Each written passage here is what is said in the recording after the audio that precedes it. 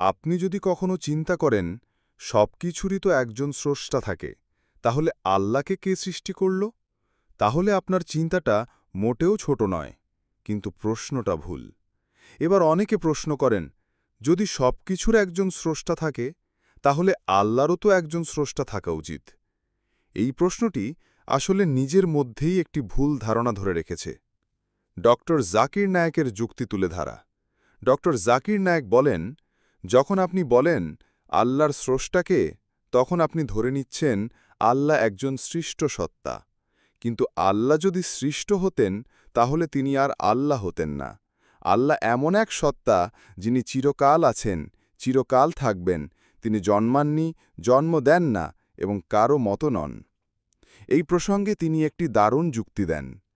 যদি আপনি বলেন আল্লাহকে কেউ সৃষ্টি করেছে, তাহলে প্রশ্ন আসবে, তাকে কে সৃষ্টি করল? আমার তাকে কে সৃষ্টি করল?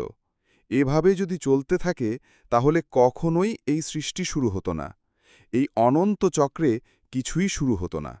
তাই এই অনন্ত চক্রকে থামাতে আমাদের মানতে হয় এমন একজন সত্তা আছেন, যিনি অসৃষ্ট, যিনি সবকিছুর শুরু করেছেন। তিনিই আল্লাহ। কুরআনের আলোকে ব্যাখ্যা।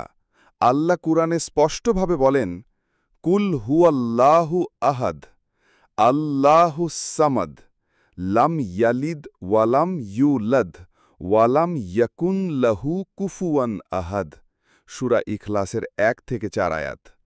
এই 4টি আয়াতই যথেষ্ট আল্লাহর সত্তা বোঝার জন্য। তাই আমরা যা কিছু দেখি তা সৃষ্ট, আর প্রতিটি সৃষ্টির স্রষ্টা আছেন। কিন্তু সেই সর্বশেষ চূড়ান্ত অসৃষ্ট সত্তা হলেন আল্লাহ। তাকেই বলা হয় নেসেসারি বিং, যিনি না থাকলে কিছুই হতো না। তাকে সৃষ্টি করেনি কেউ, তিনি নিজেই সৃষ্টিকর্তা। বন্ধুরা, সবকিছুর উত্তর কেবল বিজ্ঞান দিয়ে পাওয়া যায় না। আল্লাহর অস্তিত্ব বুঝতে হলে দরকার খোলা মন, নিখাত যুক্তি এবং সৎ অনুসন্ধান। আপনার মনে যদি আজও প্রশ্ন থাকে, তাহলে গভীরভাবে চিন্তা করুন আর কোরআনের আলোকে সত্যের সন্ধান